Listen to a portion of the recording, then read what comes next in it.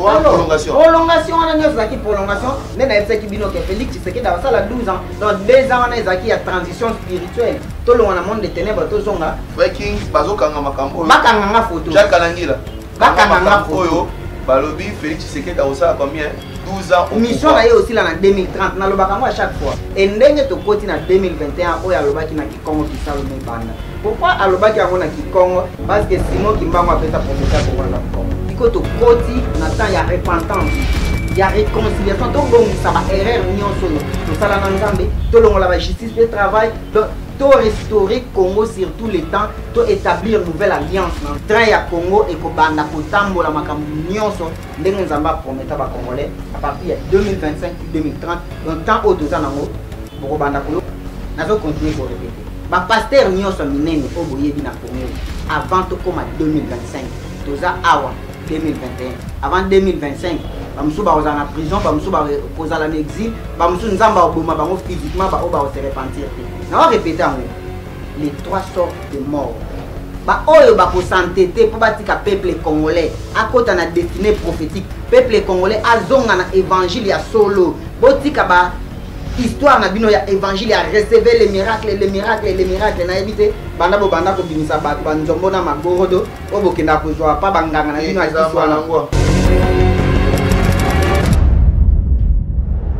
Bonjour et bienvenue sur votre chaîne Vision Plus Télévision où nous décortiquons l'actualité politique, sociale, économique de notre pays, la République démocratique du Congo. Et bien sûr, très heureux de vous retrouver sur cette tranche révélation où nous partageons les révélations des choses cachées. Un peuple sans révélation, c'est un peuple qui est sans frein. Voilà pourquoi, toujours avec la Bible, système que la Bible n'a pas beaucoup, nous sommes là encore à nouveau avec le frère King pour partager les révélations cachées sur la République démocratique du Congo, un pays de promesses. Et j'ai dit déjà, bonjour frère King. Bonjour Papa Trésor, bonjour Namalandinion sur Vision Plus Télévision, bonjour Landabiso, depuis un certain temps. Je suis en train de Nakombo la Yesu Nabiso, Nakombo Yangoulous Kimbango Père à 4 femmes messages de mort. Ok, bonne santé. Kimezali, Nzambe ya Congo azo continuer kobattre la azo pesa souffle de vie et santé za femme. Il y a un moto comme nous sommes quand même, même si tu ne fais pas la politique va s'émerger de toi. Le gouvernement est venu dans le bac déjà le 13 janvier dans le plateau Nabino. Dans le bac il y a un gouvernement gouvernement il y a David et surtout David Ndé Bakoya pour restaurer Congo. Donc Ndé Bakoya pour un changement mais depuis un certain temps, le 13 janvier. Le 13 janvier, dans le plateau Nabino, dans l'archive, dans la Vision Plus, ou soit dans Congo, mon pays libre TV, l'archive est là. Bon, la place, dans le Nzamba, comme pasteur, dans les politiciens congolais, dans le Bakango le 13, le 18, et banni d'abord dans le pasteur Daniel Mouimoudunda, par exemple, 3 ans de prison. Et ensuite, pour les politiciens, dans le Bakango, 3 sortes de morts. Les politiciens sont en exil, ils sont en prison, et ils sont morts physiquement comme ça. Et puis, David Ndebakoya pour la Congo na souffrance, en 1960 et puis en 1997, donc jeune Ndebako occupé la fonction de sauver sur le plan spirituel. Nzamba otombola la jeune serviteur ndenge biso tozali sur le plan médiatique akotombola jeune na monde ya média ndenge bino bozali et sur le plan politique akomema jeune tout le monde qui d'abord nomination à premier ministre Wazaki jeune et prochainement aussi tokolobela relation nineza entre premier ministre Sama Lukonde na Félix Tshisekedi président de la République au bato belé zaki ko s'inquiéter comment a nommé premier ministre au yaza na poids politique na parti na bazakaka na ba député ni balé mais ils ont représenté ni sur le plan spirituel relation nineza entre Félix Tshisekedi na Sama Lukonde pourquoi non maki donc tout comme on a écouté sa prophétie nini na simawana pour la nomination ya Sama Lukonde et Nzamba ko sarate azoko sabila kanaye na pesi Nzambe merci Nzambe ya Ngulusi Kimbangu et Nzambe ba 4 messagers Nzambe ya Paul Maluze merci parce que message nion Nzamba pesa kinga toujours ko kisama to moni gouvernement est dimi 90% ba ministre bazawana bazabi dongia sika ndenge na lobaki yango les 9 na pesa message moko na zaki aussi nazo rouler nazo loba Dieu se souvient de son alliance au ya sala na Congo. Dans le Congo, mon pays libre, bato akota lango ba omona Dieu se souvient de son alliance. Makamni Nazolo Bawana. Sir David Obakoya pour sauver Congo. Donc Makamna fait ça. Le 9, le 8, le 13, on a plateau, on a dit non, message dans le bas qui a moi. Et Koki Sami, tout le monde, la plupart des ministres, des jeunes, ou des gouvernement, mais mission ya kosala eza makasi au basala. Ok, mais wana ezali penza si j'ai biso l'autre mais ezali ga moi mon moké to tseli na mon par rapport à l'actualité parce que l'actualité ya boka na biso quand on va passer à côté de cela. Mais lelo siko to ngoto beta lelo to la ki ko beta li solo ya ndeko sénateur à vie président honoraire Joseph Kabila. Comment il est le fils biologique de Laurent Désiré Kabila mais le fils spirituel de Joseph Désiré Mobutu. On va commencer par quoi? Ok, Tozo Banda na fils spirituel parce que les autres Tozo lobela plus sur la spiritualité.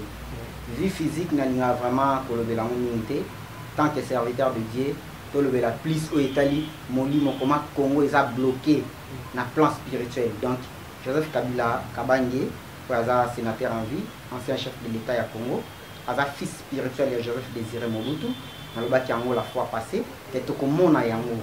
Tout le monde a une histoire, il a fait président Mobutu. Tout le monde a une histoire, comment Azalaki, le marque de la bête, ou les léopards d'Isaïr, et tout le monde a une 11e verset, il y a Apocalypse 13, comment Ezobim, c'est la vie sur une autre bête, où il y a deux figures. Et le deux figures, où ils ont représenté, et ensuite, comment on le voit comme un dragon, tout le monde a une bandelle. Il y a arrivé, il y a un sénateur en vie, il y a un visage. Aki na visage moko ya koloba ete muntu amemima ki aswa na kati abunda kati mais simana yango ayekola kisa elongi ya dragon po akende fale makila ya hosimu kendi fale makila ya Deshat Kapangala et fale ba combattant ba ndeko na biso ebele bakende batika vie na bango. Donc c'était comme ça. OK. Bon, comment vous dites que Joseph Kabila, il est le fils spirituel de Joseph Désiré Mobutu? Sur quelle base vous avez, c'est quel, je ne sais pas comment poser cette question. Comment pouvez-vous dire cela aussi longtemps que Yéna Joseph Désiré Mobutu, il n'y a pas d'acquaintance pour tout le monde à part le fait que Azongi ordre de léopard, tout le monde est le côté, mais ils ont fait ça pour une révélation. Toujours dans l'écriture, toujours la Sainte Bible. Où ils ont écriture na biso nzamba pesi biso parce que la Bible eza esika vision ya nzambe nyos ezali na kati. Tozotanga Bible toujours analyser verset moko moko ndenge totanga ki ya fait Mobutu ndenge pe tozotanga ya ye toujours analyser verset moko moko pourquoi asali 2 ans na Félix Tshisekedi ndena lobaka le 16 juin 2020 nande kona Dudu Montire on appelle bango pe moto na souhaiter bango bonne fête ya centenaire ya Mvulusi Kimbangu. Il y a une équipe na Mobimba ya Génie Congo, Mama Karine Bébé, Moron Djambé, Alain Kabongo, Christian Banjolo et bonne fête na bino. Et puis na plateau il y a Ser na Bisomoko, Azana Mobembo et Sika Nzambe pa batela et Sika Zali, primaire de Kinshasa grâce à la bolenga na loba ya moke. Accord wana ekozala pour 2 ans. Tozotanga Bible tozuba prophétie ya mboka Congo, totangi prophétie moko toyeba yango et to interpréter prophétie wana. OK, on y va alors. Alors, toujours bandana na prophétie, il y a Simon Kimbangu, ndenge nini azoloba. Voilà, prophétie Zawana, na lingio otangi la téléspectateur na biso bazolanda biso, Simon Kimbangu awa lobinini na ouvrage oyo pour la fin ya mandat ya ndeko Joseph Kabila. Ah, 92e révélation. OK. On commence par ici. Ouais. OK. Dans la nuit du 17 mars 2004, en dormant, nous nous sommes retrouvés au centre d'accueil de Kassavo. Centre d'accueil qui m'a dit. Oui, centre d'accueil qui m'a dit. Voilà. On m'avait donné une note qui reprenait les dates ci-après. Les 04. OK. A. B. Le 1er septembre 2016, la fin du ténèbre. OK. Ce qui va le 1er septembre 2016, fin ya ténèbre. Et 2016, c'est qui fin ya mandat ya même. Joseph Kabila. Donc, notamment, 4e président, il a prophétisé dans le Congo, il a été. Ça va le fin ya ténèbre en 2016. C'est qu'il a été. Donc, Mouto a koya na simanaye, mais a koya maintenant prophétie à Congo et wana tonona ki le 6 avril. Nous Simon Kimbangu banda ministère. avant d'aki esika moko na Simon Kimbangu oyo aza chef spirituel ya église Kimbangi c'est tokomona ngo comment aussi comment na ba prophétie wana prochainement tant comme kolobela yango. Le 6 avril, il y a le 6 avril. Oui, il y a le 6 avril. Donc comment mutu wana ba vendre ensemble les deux Kimbangu. Simon Kimbangu spirituel oyo eza Félix Tshisekedi oyo aza incarnation ya Félix Tshisekedi et Simon Kimbangu oyo aza chef spirituel ya église Kimbangi c'est ba vendre ensemble. Oui, donc Félix Antoine Tshisekedi Chilombo, il est la réincarnation de Simon Kimbangu Kiangala. Oui, oui, effectivement. Sur quelle base, sur quelle, je sais pas, quelle est la base de votre, qui fonde votre réflexion, ouvrage aussi titre dans les années. Les révélations. Message des dieux au peuple congolais d'Afrique et du monde. Par le d'Afrique et du monde. Oui. Simon Kimbangu a bandé mission dans les 40e, les 6, n'est-ce pas? Oui. Et Félix Tshisekedi a commencé président de l'Union africaine les 40e. Simon Kimbangu a bandé mission dans les 6. Yo journaliste. Félix Tshisekedi a commencé président de l'Union africaine les 40e. Parce que déjà les 6, mais c'est pas les 6. Non, c'est pas le même date. Le 6 février, pourquoi Félix a commis dans le mois de février? Mois de février, il a chiffre D. Donc, première venue à Simon Kimbangu en 1921 et la seconde venue à Simon Kimbangu en 2021. Donc, on a commencé président de l'Union africaine en mois de février. Mais dans la même date, il y a le 6. Et Mouto a inauguré centenaire à Simon Kimbangu. C'était qui? Alors, Mouto a inauguré musée à Simon Kimbangu. C'est qui? Et et c'est comparé très bien. Il y a beaucoup de révélations. Alors, tant que 2016, fin de ténèbres. Or, 2016, qui fin de mandat, il y a sénateur en vie.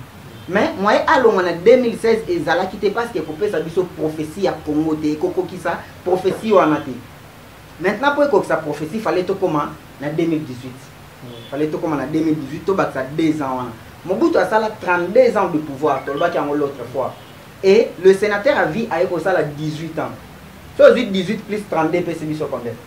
50. Or, le chiffre 50 est apparition à Saint-Esprit. La Pentecôte. Donc, tant où 50e jour et coquille, Pentecôte et Salimi. Et Salami Saint-Esprit à Kiti. Saint-Esprit à Kiti. Et tant Saint-Esprit à Kiti, les moutons à prophétiser maintenant, physiquement, il y a 5e. Aïe, Azumbo Kassalini, Azong Sinamabo Kanzam, Awa.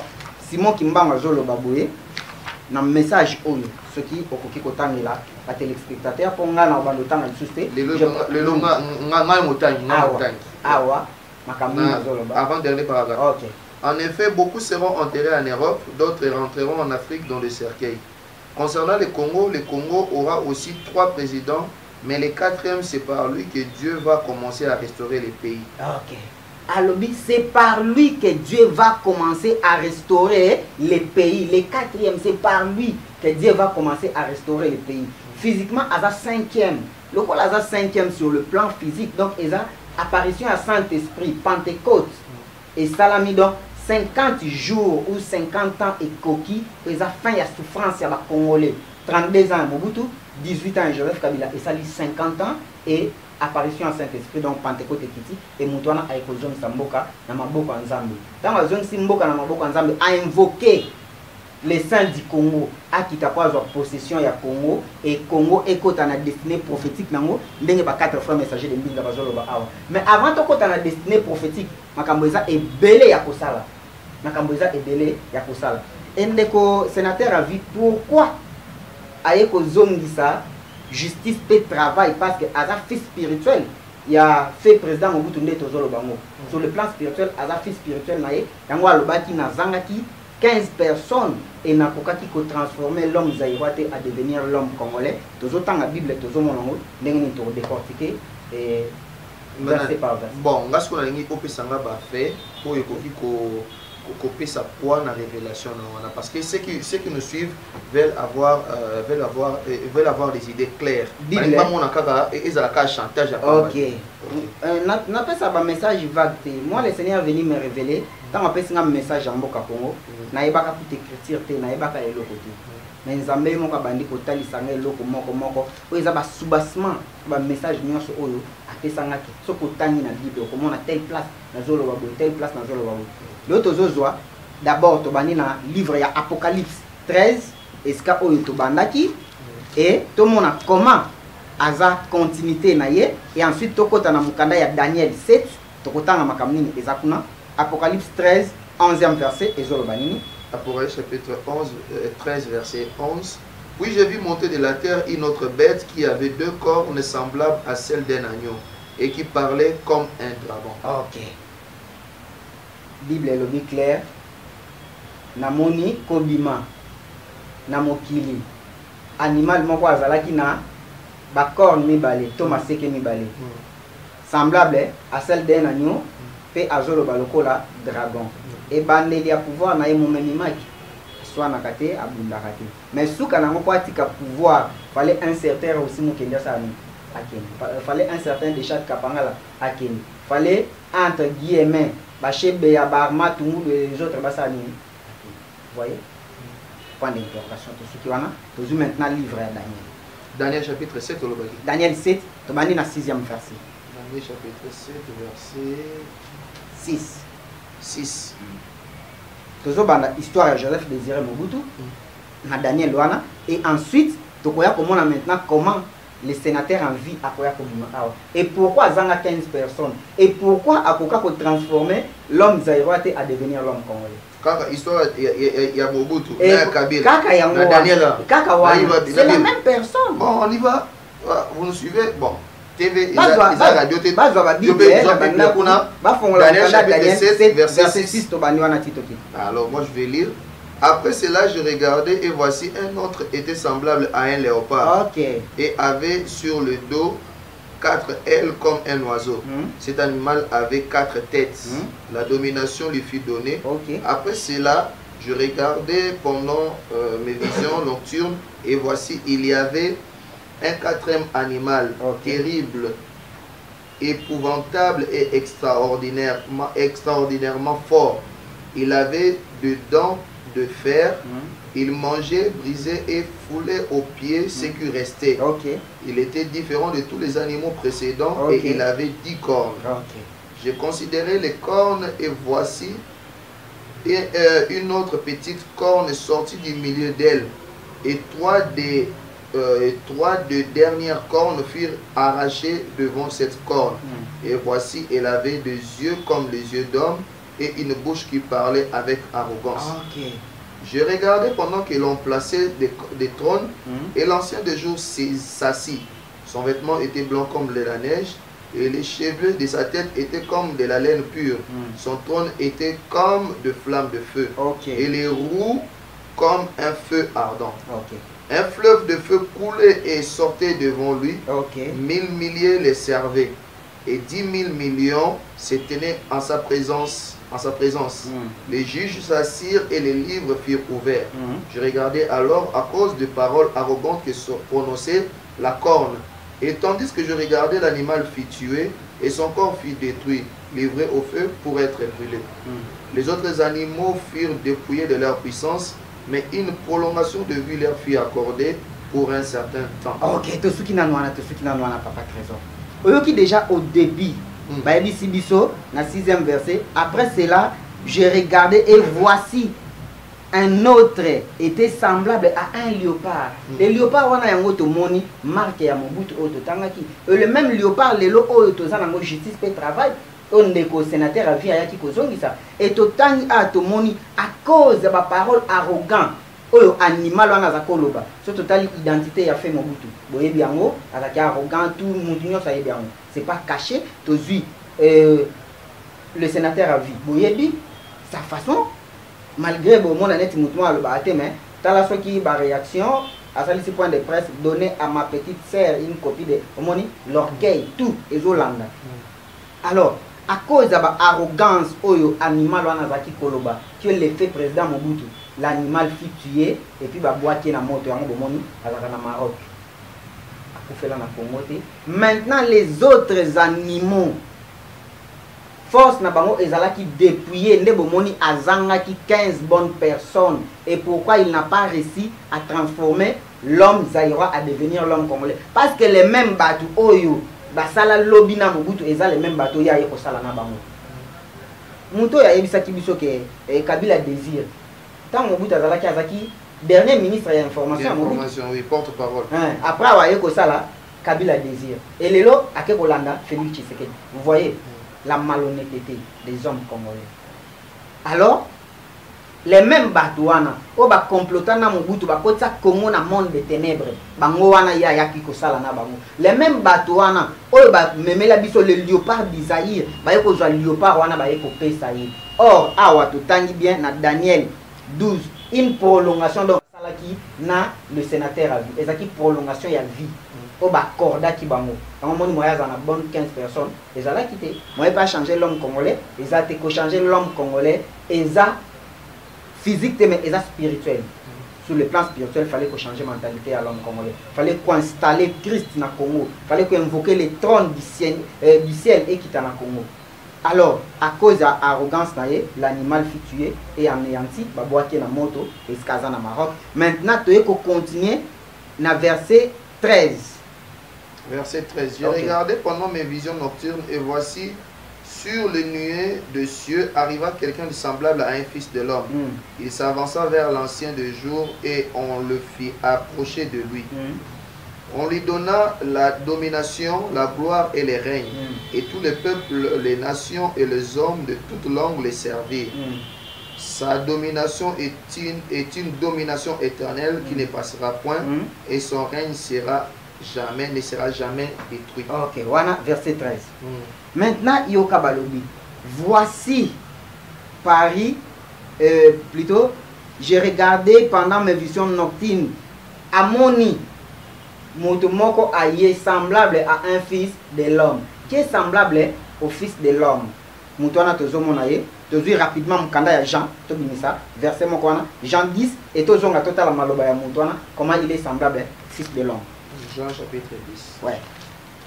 Nous avons randonnée biblique, Jean chapitre 10. Tous les gens chapitre 10. Ok, et ça, la Bible est vanda, nous avons vanda Jean 10, 11e verset. Jean 10, chapitre 11. Je suis le bon berger. Le bon berger donne sa vie pour ses brebis. Ok. Qui est le bon berger? C'est Christ. Oui. Que Jésus-Christ de Nazareth, le Fils de l'homme. Et pour les Congo, qui est le berger du Congo? Le berger du Congo, oui. C'est le président de la République. C'est le garant de la nation. Christ Azoloba, le bon berger donne sa vie pour ses brebis, n'est-ce pas? Siko Yoka, je suis prêt à donner ma vie pour que la paix revienne à l'est du pays.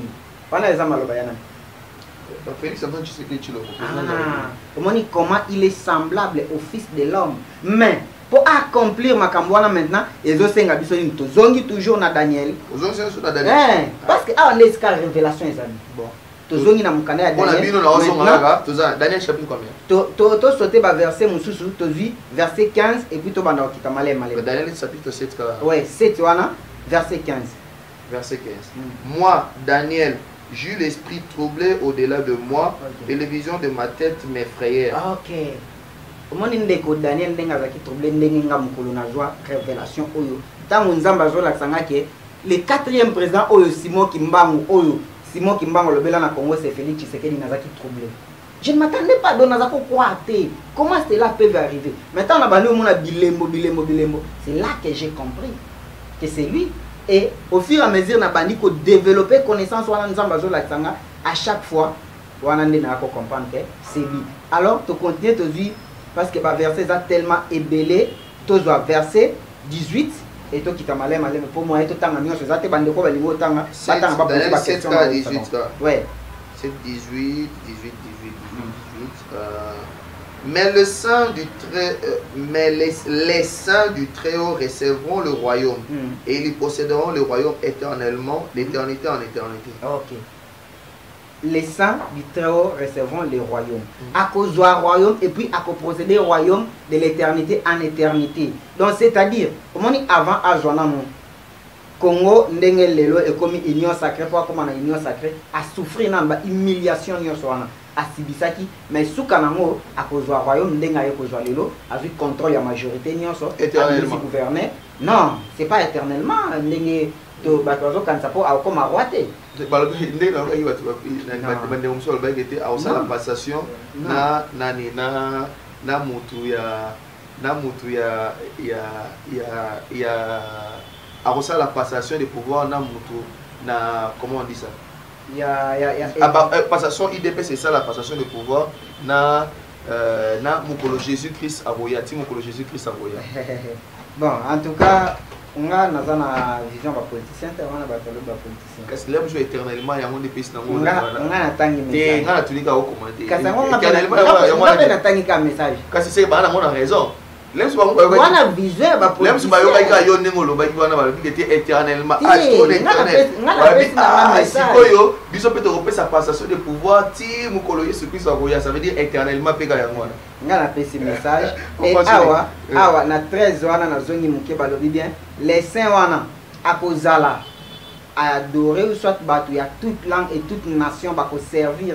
Au monde lelo c'est toute l'Afrique les autres servir parce qu'il y a président de l'Union africaine. Et ce que une mission à Simon Kimbangu a qui pour libérer le peuple noir donc peuple congolais et puis à Afrique. Il y a un moment en 1921 amené au Simon Kimbangu le Félix Tshisekedi à président de l'Union africaine. Tu continues? Toko baka. OK. Aujourd'hui misa ba élément o ekoki ko pesa poids. Il y a révélation sur Joseph Kabila. Alors tu continuer maintenant tu et rapidement verset 19 tu quittes namo 8 19. Oui, non 7 19. 7 19. Daniel 7 19. Ensuite, j'ai désiré savoir la vérité sur le quatrième animal qui était différent de tous les autres, extrêmement terrible, qui avait des dents de fer et des ongles de rein, et qui mangeait, brisait et foulait aux pieds ce qui restait. Ok. Le quatrième animal physique, les 5 chefs d'État à Congo, physiquement le quatrième c'est qui? Joseph Kabila Kabange. Ok, moi aussi je voulais savoir la vérité sur le quatrième animal qui était différent de tous les autres. Il fait des choses et qui était extrêmement fort et dangereux, qui mangeait, qui brisait et qui foulait au pied ce qui restait. Comment il a brisé le Congo dans l'Est, combien de groupes armés, comment Mbongo ya Congo, détournement et salami. Kangalo, fibre optique, projet 1000 écoles, patati patata. Comment il a tout brisé ça? Nyonso révolution de la mode, tout. Comment va briser? Comment va fouler nyonso ezakotika la na ya mukie? Mais le quoi peut on considérer dans makamanga au brisement aussi là. Ezokende malembe na yebisa kyote. Ko ba 100 jours pe le quoi ekende na brisement na ka. Malembe bato 100 jours wana ba utswa. Na yebisa kyo continuité to tanga ki na message uta kole. Bato 100 jours wana ba uta ke pa na ye. Tout le monde a prolongation. Prolongation, on a une prolongation. Mais na yebisa ki bino ke Félix Tshisekedi da sala 12 ans. Donc 2 ans on a ezaki ya transition spirituelle. Tout le monde a monde de ténèbres to zonga. Frère King bazokanga makambo. Bakanga photo. Jacques Kalangila. Bakanga photo. Balobi Félix Tshisekedi da osala combien 12 ans au mission là aussi là en 2030 na lobaka moi à chaque fois. Tout ça awa. De 2000 et la radio terre mon frère King yoyo. Bakanga nyonso na loba. Et Tshisekedi 12 ans 2030. Donc 2 ans prolongation sur les années. Donc c'est-à-dire 2 ans au Utoleka ezaki transition spirituelle. To longwe na monde de ténèbres to zongi na maboko nzambe. Et ndenge to koti na 2021 oyo alobaki na Kikongo Kisalume banda. Pourquoi alobaki yango na Kikongo? Parce que Simon Kimbangu appelle ça professeur Congo za Kongo. Et Kisalume banda na 2021 ti 2025. Na bisa que l'autre fois que na 2023 élection c'était le 16 non? Tukanyelo wa mibale. Ya Zela Freaking. Tukanyelo wa mibale. Il y a mois de mars. Freaking a lobby. En 2023, élection et aux alati. Émission to salaki le 16 mars. Résistant balingara loko zolo bawana. Ngana zo pesa élection et alati et bakolia. Na mois de mars. Malheureusement za politicien to la ngama kambazo ba. Ngana pena za politicien. Oui, parce que la nzambe to zo pesa message important. Le 16 to lobaki yango et kozalati. Donc de 2021 à 2025 et ça maintenant transition ou soit et plutôt transition et ça qui y a 2 ans à tout côté maintenant attend il y a réparation, il y a repentance. Donc faut tout réparer ba erreur nyonso to sala ki 2 ans et les qui ça qui y a transition spirituelle et si ko to koti n'attend il y a repentance. Il y a réconciliation to bongi ça ba erreur nyonso yo to sala na nzambe to longola ba justice et travail donc to restaurer Congo sur tous les temps to établir une nouvelle alliance na nzambe. Et de 2025 à 2030, et la restauration. Nenzamba Zoloba a restauré Israël 70 ans après. Donc de 2025 à 2030, et la restauration, il y a Congo. train ya Congo et kobanda kotambola makambu nyonso ndenge nzamba prometa ba congolais à partir de 2025 puis 2030 donc tant autres nango boko banda koyoka déjà moi mopepe ya bolamu wana mais et kozala autres ozozela pour Congo ndeko témoigner évangile il y a temps de la fin évangile ya retour il y a Jésus-Christ et évangile oyo ko sauver monde ndenge ba quatre frères messagers de Bible bazolo bana ouvrage. OK. Bon, alors concrètement qu'est-ce qu'on peut retenir dans Makamwana Kolobagité Joseph Kabila fils spirituel toujours continuer à verser zawana et tu kotanga verset 19 tu maintenant le verset 21 Daniel 7 verset 21 Daniel 7 verset 21 ah j'ai vu cette corne faire la guerre aux saints et l'emporter sur eux. OK.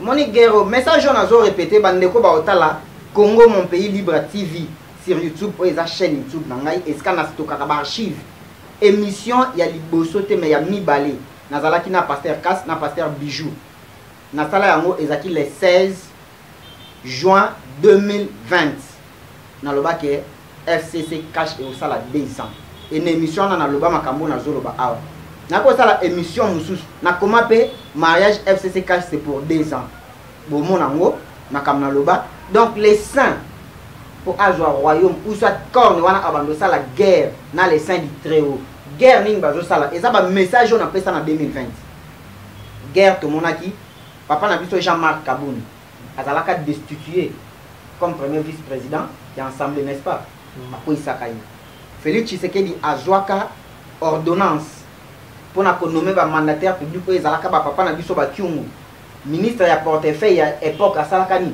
a bloquaka ordonnance wana bakotaka en fonction te et ensuite ayaki kozwa likanisi pour na ko déclarer état d'urgence mais to monaka président ya Sénat na mama o ya assemblée basalaka ni ba telemelaka yango donc ba banda ko bundisa ye vous voyez faire la guerre et puis bazaki ko remporter ba décision na bango nyonso wana nyonso ekokisama mais suka nango maintenant nini ezokende na se toye kozwa et verset 22 ezolo bana biso nini verset 22 OK jusqu'au moment où l'ancien des jours vint donner droit au sein du Très-Haut et le temps arriva où les siens furent en possession.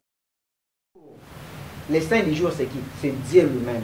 Nzambo ya bengisaki wana ayeko pesa maintenant contrôle ya royaume na maboko ya muto azala prophétiser yango bomoni union sacrée atali non 2 ans ya humiliation tout ça akeko kimela na peuple qui est la voix de peuple c'est la voix de Dieu qui est le souverain sacrificateur a bengisi mutu na mutu asali ayeko pesa makanisi na ye donc ba pesa position donc la voix de peuple c'est la voix de Dieu c'est Dieu lui-même qui a donné le contrôle na mutu azala prophétiser et poto kende rapidement toujours verset 24 et puis 25 na 26 tout ce qui s'avance.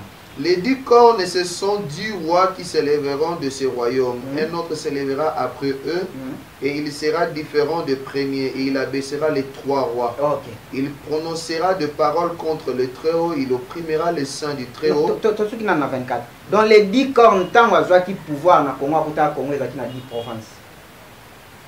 Plus capitale, il y a 11. Donc les 10 gouverneurs de la province. Et il y a eu pouvoir avant hier. Ok bien, il a brisera 3 rois. Avant il y a le cas qui combien de présidents. Kassavou Boumoutou na Kabila Laurent. Kassali combien 3. Et il y a sa 4e. Ouais, il y a qui n'a sur le plan physique. Toujours maintenant verset 25 et puis 26. Total aussi. Pourquoi Mobutu a Kendakina général Mayele avant le départ à Mobutu? Ok. Verset 25. Il prononcera des paroles contre le Très-Haut. Il opprimera les saints du Très-Haut. Il espérera changer les temps et la loi. Okay. Et les saints seront livrés entre ses mains pendant un temps de temps et la moitié d'un temps. Ok. Il prononçant des paroles contre les Très-Hauts. Contre les Très-Hauts, il opprimera les saints du Très-Haut. Donc, akoloba maloba contre Nzambe et akopprimer muto ya zala prophétiser na mboka. Maloba ni na lobaki. Comment il va marcher nyonso ba chrétien basala kasi yango déjà kapanga la kufa nani na marche ba chrétien non aussi mon kenda kufa nani na marche ba chrétien et akopprimer bato wana basala nini musala na bango muto ya zala destiné na Congo akozala livré na maboko na bango Donc, c'est-à-dire, Mouta dans la professeur à Congo, à cause de Maboko, ils espéreront changer les temps et la loi. Azalaki président, Félix Tshisekedi, président, mais Azalaki na majorité. Azal livré na Maboko na bango, à cause de la décision ya malam pour le peuple congolais. Mais bango bato bazal livré na Maboko na bango. Ba espéra que changer les temps et la loi. En 2011, tout le monde a élection ya Congo. Avant et ça, en 2011, va modifier la constitution du Congo pour l'intérêt à Moutouma. Alors, Moutou a prophétisé dans le Congo, il a livré dans Maboko na bango. Azaki président de la République, mais Azaki majoritaire. À cause de la décision pour Asala Boulam pour les Congolais. Le col a une majorité. Pour bloquer des décisions dans le Parlement et au sein et que les en 2011, va modifier la constitution du Congo. Tout le monde a détour, tout comme on a tout pour l'intérêt à Moutoumoko. Et va modifier la loi Moussous, ou est bloqué qui Moutou a prophétisé moyen à exercer Bamakamoussou. Et va modifier la constitution du Congo. Mais Nassé Azoloba, c'est pour un temps, 2 temps, puis la moitié d'un temps. Donc, pour Mboula Moko, Mboula Mibale, et puis Mboula Mibale, Nanda Mbounde, message, on appelle ça le 16 juin 2020. Il y a fin, il y a accord, il y a FCC cash, donc c'était pour 2 ans. Et ça qui pour Mboula Mibale, et tant 2 ans et coquille, Ndebo Moni Moutou a prophétisé à sa ligne, j'ai subi des humiliations, et maintenant, à Zongi na peuple souverain. Oya Salani, Oya Pesa qui va mon mandat pour mettre fin à accord FCC cash à mariage criminel. Okay. Et aujourd'hui, le verset 26. Aujourd'hui, le verset 26. Le verset 26. Puis viendront les jugements et on lui ôtera sa domination qui sera détruite et anéantie pour jamais. Ok. Puis viendront les jugements et on lui ôtera sa domination qui serait détruite et anéantie pour jamais. Puis viendront les jugements. Émission en Soukana qui va remplacer Idi Kapen na prison. Puis viendront les jugements. Qui va remplacer Idi Kapen na prison. Puis viendront les jugements. Qui va remplacer Idi Kapen na prison. Nathalie ka message. Qui va remplacer Idi Kapen na prison. On a fait message et qui va remplacer Idi Kapen na prison. 3 sortes de morts. Nous allons continuer pour répéter la parenthèse qui va remplacer Idi Kapen na prison. Bah jugement et moi est-ce qu'on va juger les alatés? C'est comme ça si ma bonne moi banane na remplacer Idi Kapen na prison. Alors yango muto ko tsaka na remplacer. Na tient point d'interrogation. Na tient point d'interrogation. Bon, on a ça makanisiga. Alors donc c'est qui? Donc c'est-à-dire bah ça la analyse total message to pesi vision qui va remplacer Idi Kapen na prison à cause ya nini? À cause ya makila ya baltoyo bakufa na Congo, à cause ya ba détournement au salama na Congo, à cause ya ba biloko nyonso oyo ezonuire Congo et nazo continuer ko répéter soto limite changer Congo, justice peut travail photo balayango, drapeau au photo longolango parce que ça drapeau ya mboka Congo te et pour na osuki ça toujours dans les versets et 11 il y a Daniel 8. Donc Daniel 8 11e verset et le Binabisoni n'est plutôt au verset 25 to chiter. Elle s'éleva jusqu'au chef de l'armée, lui enleva les sacrifices perpétuels et renversera les lieux de son sanctuaire. Ok. Wana tozongi au moni départ, il y a fait Papa Nabiso Mobutu, à Kenana un certain général qui s'appelle le général Mayele. Avant, Joseph Désiré Mobutu a Kenya. Laurent Désiré Kabila a continué à Congo le 17 mai. Le 16, général Mayele a Salim. À 20h à Koufi. Balongo lié domination ya trône naie a bâti donc à Kenana ye. Toute histoire à Congo, il faut comprendre, il faut la Bible. Et le Congo, c'est la seconde Israël. Le vrai Israël, c'est le Congo, c'est le peuple bantou, c'est le peuple noir, n'est pas véritable juif. Donc, prochainement, après émission Autolobela, c'est Sama Lukonde, relation Ninezana Félix Tshisekedi. Et prochainement, tu as l'histoire du peuple bantou. C'est spirituellement, ils sont sous révélation, ils sont sous.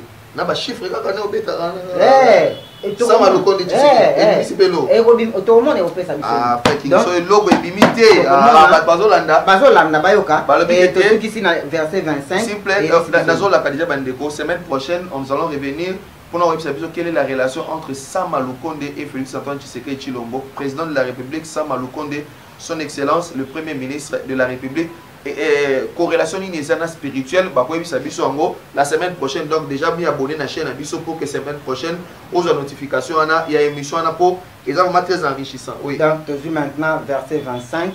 Oui, il y a verset 25 et peut-être à cause de sa prospérité et du succès de ses ruses, il y aura de l'arrogance dans les cœurs. Il fera périr beaucoup d'hommes qui vivaient paisiblement. Et il s'élèvera contre les chefs des chefs. Il sera brisé sans l'effort d'aucune main. Ok. Yoka, à cause de sa prospérité, à cause de son mengonio son zamba PC, à comme il est riche na Congo, il est devenu ce qu'il est devenu. Amekuma inamekuma, hein? En Afrique, il est en Afrique Léo. Muko na wana mambo kuna pita mu Congo. Nyonso mbongo amebaka na Congo benemona. Nkimpila mekuma mbongo nyonso azuna Congo bomoni ndenge nini nakomi bande ko yonso ju mwa mbula mu Congo. Nweni bujiba mona ya loba ka baba. Ndenge nini? Tolo Swahili. Tolo Swahili.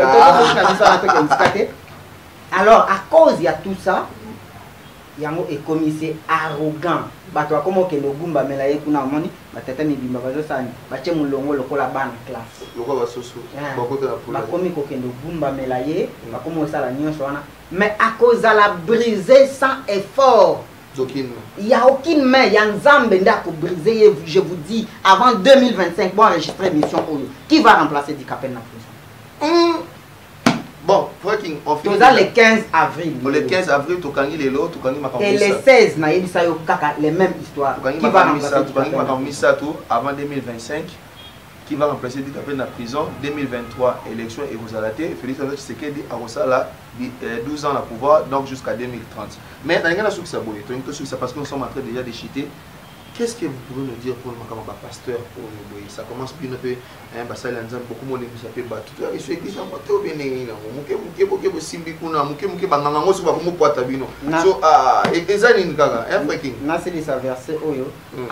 briser paisible citoyen au bazako vivre tranquillement.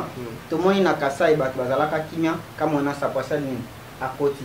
Tout le monde na biso na est kuna ta mobuta zalaka bitumbe zalaka te lelo ekoma olali olamuki ba groupes armés si toke na Congo central esika oyo chebe yakenda wasani akenda akufela pona makambo ya bunu dia Congo o bunu dia mayala to ye awa na Kishasa bakuluna oyo ezalaka kutu te na Kishasa ekomi na Katanga kuna ba Gedeon Kyungu ba bima kuna Katanga moni point d'interrogation qui va remplacer Dikapel na prison question autour ningai pona ba pasteur.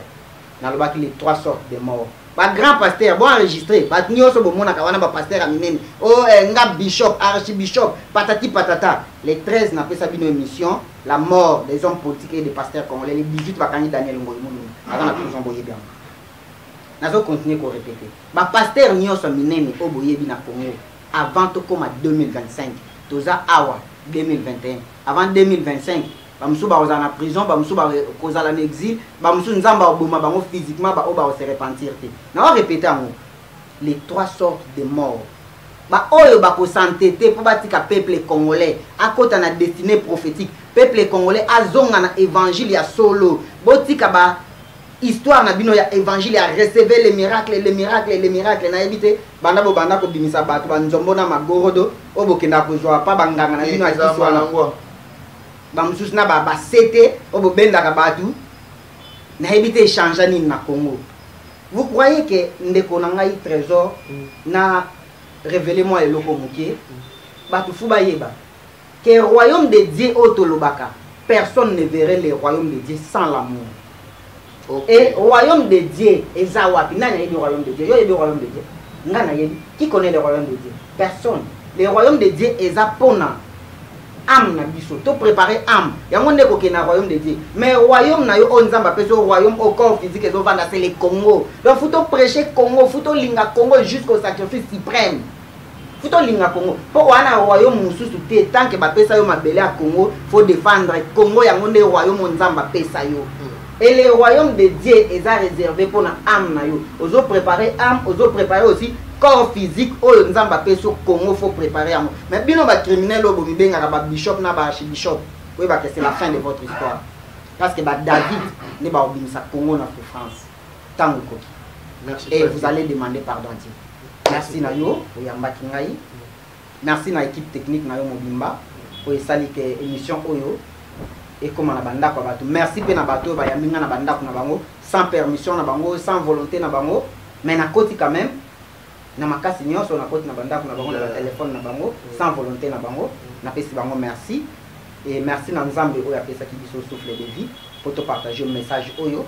Merci na père spirituel na ngai Paul Malozei et na zo invité bato nyonso yo balinga frère King baya le 27 ya mois oyo tozali na avenue Louvre 266 na commune ya Lingwala tozana 5 journées ya prière oyo tokozala wana ensemble na frère na biso José Nzita oyo toko animer na ye toko partager na ye message ya mboka Congo pendant 5 jours et chaque mercredi tozana avenue Irebu 77 na commune ya Kasavubu esika oyo to partageaka message na apôtre Daniel Musumbu Kofi parce l'un des 4 messagers de Linza tolobelaka la destinée prophétique de la République démocratique du Congo et bandeko nyonso basepeli na émission oyo bakoki aussi ko contacter frère King na plus 243 84 76 98 308 ou na adresse Gmail na ngai de King de Kikobo 2020 @gmail.com et surtout bobo sanate bo s'abonner aussi na Congo mon pays libre TV et la chaîne ya archive na bino est-ce que obobando kuta ba archive ya émission o nyonso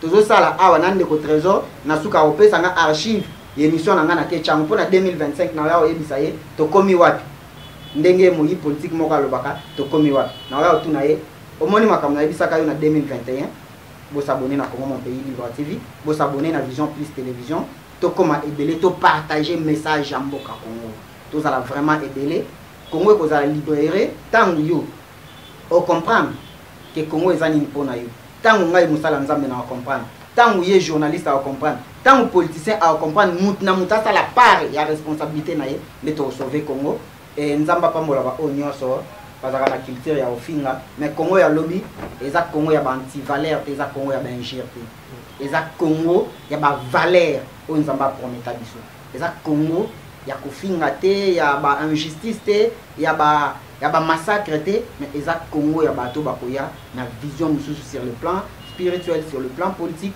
et sur le plan intellectuel. Merci. Merci beaucoup. Merci beaucoup à vous tous que nous avez suivi avec une attention soutenue. Si vous avez aimé cette émission, dites merci à Jack Kanangi qui était à la prise de vie et au montage. Dites aussi merci à notre producteur number 1 Air Force One Beladinganga, la patronne à partir de Londres. Dites aussi merci à toute la grande équipe de Vision Plus Télévision. Nous vous aimons très fort. Merci pour les conseils, merci pour les remarques. Pour Ayebisabiso, révélation, parce que un peuple sans révélation est un peuple qui est sans frein. Nenge Bibi et Lobikaka, priez pour les pays dans lesquels Jésus est mis en captivité, car votre bonheur en dépend. Si on a Congo, puis on a captivité, tout ça libre. Pourquoi ne pas prier pour le Congo? Pourquoi ne pas penser pour le Congo? Avec le même plaisir, je vous retrouve très prochainement. D'ici là, prenez soin de vous, car chaque jour est une vie. Ciao.